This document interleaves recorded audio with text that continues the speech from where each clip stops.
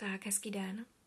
Já se zase ozývám, tentokrát s pojmem nebo s takovým krátkým povídáním o sebeúctě.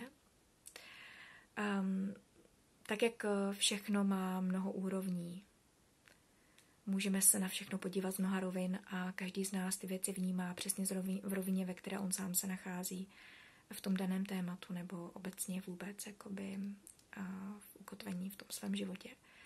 Tak stejně tak je to za mě se sebeúctou. A domnívám se, že spousta lidí tu vnímá sebeúctou něco, co podle mě v rovině, kde se nacházím já, sebeúctou vůbec není. Sebeúcta, ta skutečná sebeúcta, je podle mě to, kdy já, ať už venku se děje cokoliv, ať už venku procházím čímkoliv, ať je to kritika od jiného, ponižování jiným, srážení jiným, ať je to neúspěch nebo úspěch, vychvalování jiným do nebes, tak já uvnitř mám zachováno nehnuto. Vychvalování mě někým jiným mě nezlepší pocit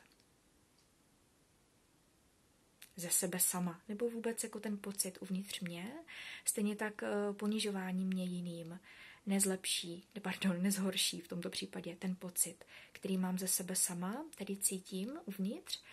A to znamená, ta skutečná sebeúcta je podle mě vnímání sebe sama, bez ohledu, bez závislosti na tom, co se děje v mně.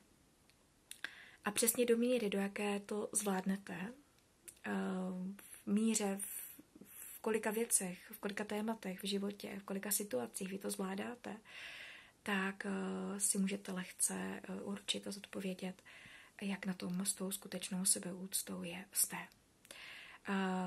Protože tady často za sebeúctu je považováno to, kdy je někdo působí jako mistr světa, jo, třeba, tak o něm často lidé říkají, že má jako velkou sebeúctu, jo. A naopak člověk, který je tak jako v pozadí a jako do ničeho se moc nepouští a tak je braný za toho, který má nízkou sebeúctu. Ve skutečnosti podle mě obojí je projev nízké sebeúcty, akorát projevený úplně ve dvou krajních extrémech. Ale ti lidé jsou na tom úplně stejně. Ale všimněte si, jak je to hezky zařízené, jak z hlediska veřejnosti, veřejného mínění, ti takoví ti jako utáplí tak nějak vzadu, tak ti jsou jako veřejnosti vnímání jako, nebo pociťování většinou lidí jako takový jako lepší, než ti, kteří se všude vychloubají a prostě zkrátka působí, že snědli rozum světa. Nebo kde nebyli, tak tam se chystají, jo? Ale ve skutečnosti za mě oni jsou na tom úplně stejně. Jen si to jeden z nich vybral v jednom extrému více a druhý více přiblížený druhému extrému. Znova zopakuji, podle mě ta skutečná sebeúcta je o tom, nebo tu skutečnou sebeúctu já k sobě chovám do míry, do jaké mě úspěch nezlepší pocit ze sebe sama a neúspěch mě nezhorší pocit ze sebe sama. Jo? To znamená, vychvalování mě nezlepší pocit ze sebe sama a to samé ponižování nebo ocitnutí se v okolnostech velmi bídných mě rovněž nezhorší pocit ze sebe sama. A přesně do míry, do jaké vy to zvládáte nebo nezvládáte, tak si krásně můžete zodpovědět, jak na tom s tou skutečnou sebeúctou jste. A ona ta sebeúcta souvisí s přijetím přesně do míry, do jaké vy máte už v sobě objevenou tu svoji skutečnou sebeúctu. A k tomu, jak se k ní dostat, k tomu se dostanu za chviličku. Tak přesně do míry, do jaké vy to máte, tu sebeúctu skutečnou, uvnitř sebe objevenou, tak přesně do té míry vy nepotřebujete přijetí od jiných lidí. A tím přesně do té míry vy nemanipulujete s jinými lidmi.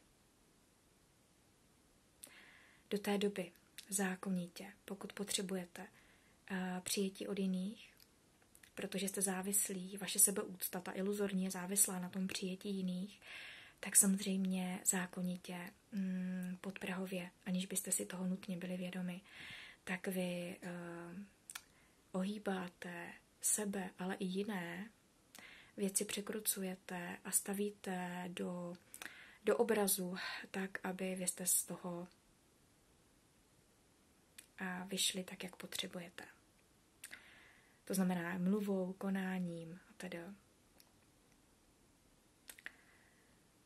Takže vlastně i co se týče manipulace, tady hodně se používá slovo manipulace a spousta lidí to používá jako v negativním pojetí, akorát si neuvědomují a speciálně ti, co to často používají a zlobí se, jak někdo s někým manipuluje a tak ve skutečnosti přesně do té míry si nebyli schopni ještě přiznat, že manipulují rovněž a nemůžou jinak. Přesně do míry, do jaké to přijetí chtějí. Což samozřejmě za to zaplatíte velkou cenu, protože ve skutečnosti manipulací nikdy nic nezískáte. Ať už vědomou, nevědomou, ať už přímou, či rafinovanou.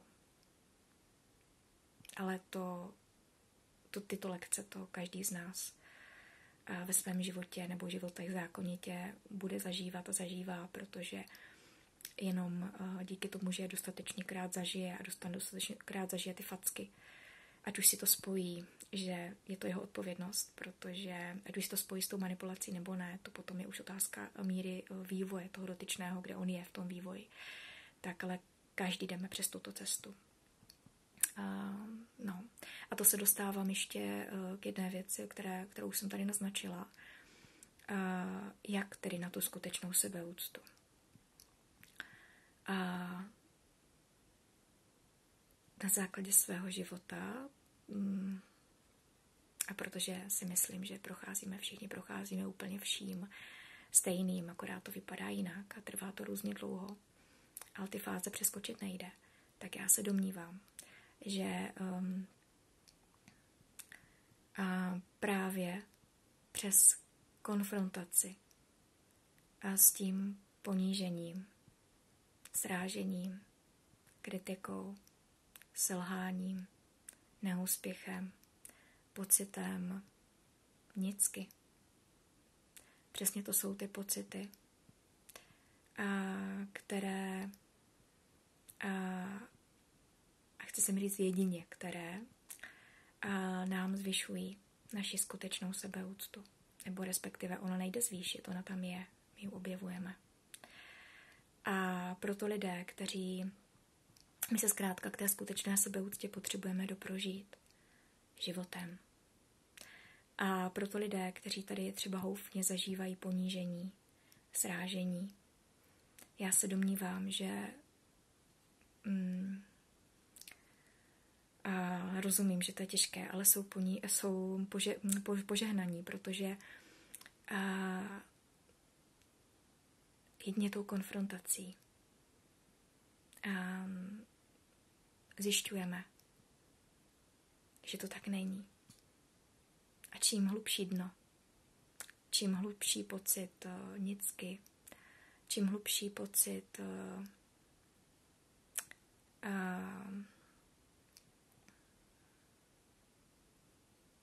toho zmaru, neschopnosti například, tak tím je to intenzivnější příležitost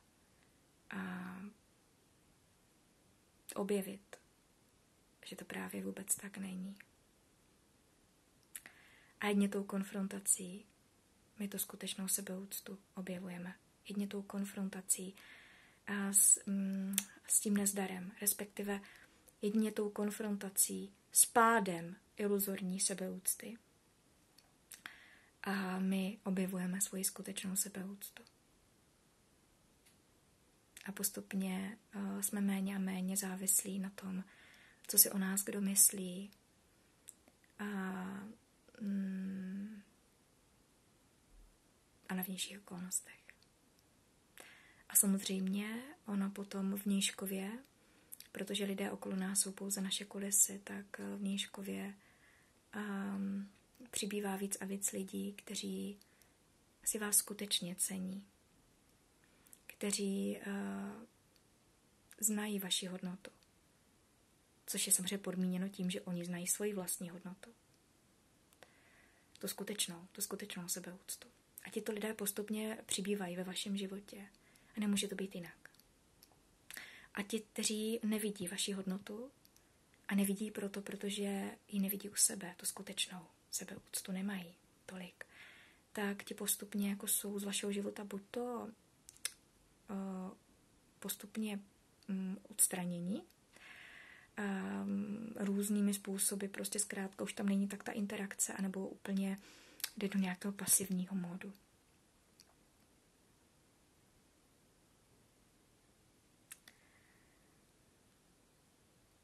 Takže ta hlavní myšlenka, kterou jsem tady chtěla říct, je, že ono nejde za mě tu skutečnou sebeúctu nemůžeme získat jinak, než právě v pádu té iluzorní sebeúcty.